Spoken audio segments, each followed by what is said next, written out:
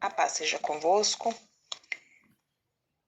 Estamos aqui para mais um áudio do nosso curso básico de pregação e hoje nós vamos estar estudando sobre hermenêutica. Mas antes, eu gostaria de ler no capítulo de Gálatas, capítulo 1, versículo 8.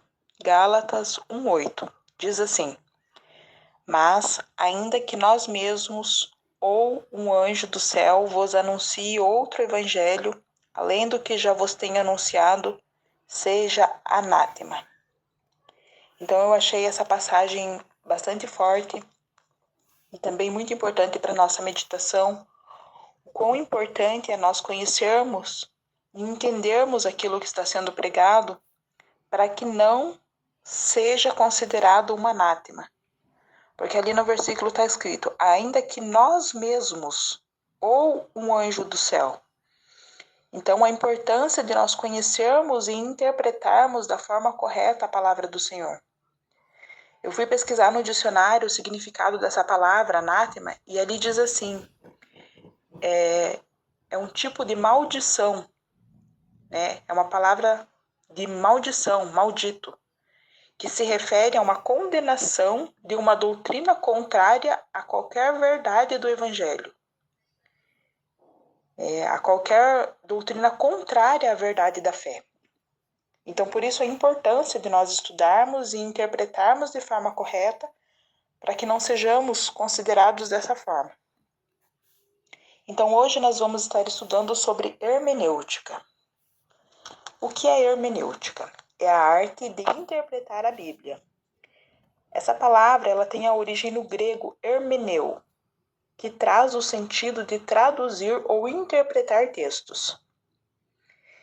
Nós também ouvimos falar da palavra exegese, que significa investigar e trazer o significado original do texto, com caráter científico, que detalha aquele acontecimento. Então, essas duas palavras, hermenêutica, então ela é a arte de interpretar a Bíblia. E a exegese, ela investiga o sentido original do texto. E aí eu trouxe como exemplo aqui o Salmo 23, que se nós formos ler, ele está escrito assim, o Senhor é meu pastor e nada me faltará. Aí, se muitas vezes for analisar apenas dessa forma, nós vamos começar a pensar, mas às vezes me falta alguma coisa. Nem sempre eu tenho tudo aquilo que eu desejo. E aí eu posso pensar que a Bíblia ela está se contradizendo. Mas a Bíblia ela não se contradiz. A Bíblia ela mesmo por si se interpreta. E aí se nós formos estudar então a exegese desse texto, no original ele vai dizer assim, o Senhor é meu pastor e não me falta. Então quem não nos falta é o Senhor. Ele sempre vai estar conosco. E aí, se nós formos ler ali no versículo 4, ele diz assim, ainda que eu andasse pelo vale da sombra da morte, não temeria mal algum, porque tu estás comigo. Então, ali está a confirmação daquilo que diz no original. O Senhor não nos falta, o Senhor não nos faltará. Amém? Então, a importância de nós estudarmos, muitas vezes, a exegese, o sentido original. Porque às vezes nós lemos apenas de uma forma rápida e interpretamos de uma forma errada. As principais leis da hermenêutica que auxiliam na interpretação da Bíblia são algumas leis que eu vou estar passando agora em seguida. Então, a primeira lei é a lei do contexto. Não se deve interpretar um texto sem o auxílio do contexto. É obrigatória a compreensão do texto como um todo para não ocorrer o erro na interpretação. Então, a importância de ler o texto e o contexto. O que é o contexto? É antes daquele texto e depois daquele texto. A segunda lei é a lei do texto paralelo. O texto deve sempre que possível ter o auxílio interpretativo a partir da utilização de outras partes da Bíblia sobre o mesmo assunto. né? Muitas vezes na própria Bíblia ali já tem uma referência de onde em outra parte da Bíblia está falando a respeito do mesmo assunto. Terceiro, lei da autoria do texto. Os autores, eles viveram em tempos e cultura muito diferentes e devemos apresentar o texto fazendo as devidas correlações e buscar a compreensão. Quarto, a lei da interpretação. Identificar o que a mensagem quer dizer no tempo e espaço específico em que foi escrito. Aí nós temos duas subdivisões, que são o literalismo e o simbolismo. O literalismo, ele identifica exatamente o que o texto quer dizer, ou seja, a palavra ao pé da letra, exatamente o que o texto quer dizer. E o simbolismo, ele busca o sentido figurado da linguagem. A próxima lei é a lei da aplicação. Um mesmo texto, ele pode ser aplicado a pessoas vivendo em épocas ou situações diferentes. Então, por exemplo, nós podemos utilizar a parábola do trigo e do joio, que está em Mateus 13, do 24 ao 30.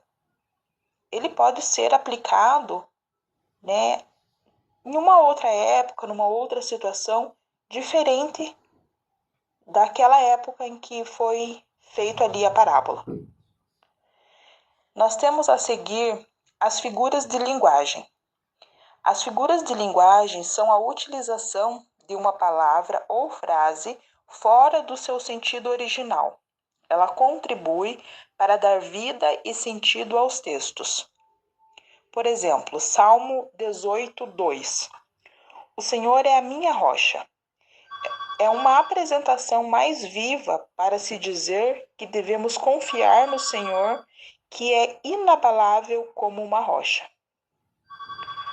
Um outro exemplo é de Salmos 52, 8, que diz assim: mas eu sou como a oliveira verde na casa de Deus.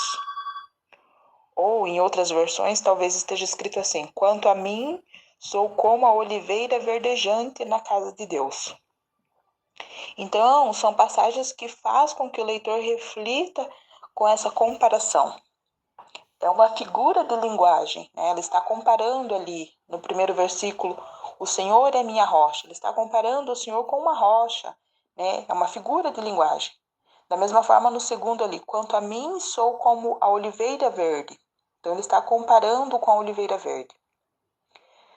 Também, nessa questão de figuras de linguagem, tem algumas subdivisões. Por exemplo, literal é o sentido real da palavra, é exatamente aquilo que ela quer dizer. Hipérbole é afirmar de forma exagerada. Prosopopeia consiste em atribuir vida e sentimentos humanos a coisas inanimadas. Metáfora é uma figura de linguagem onde se usa a palavra ou expressão em sentido que não é muito comum, né, revelando alguma semelhança ali, alguma relação.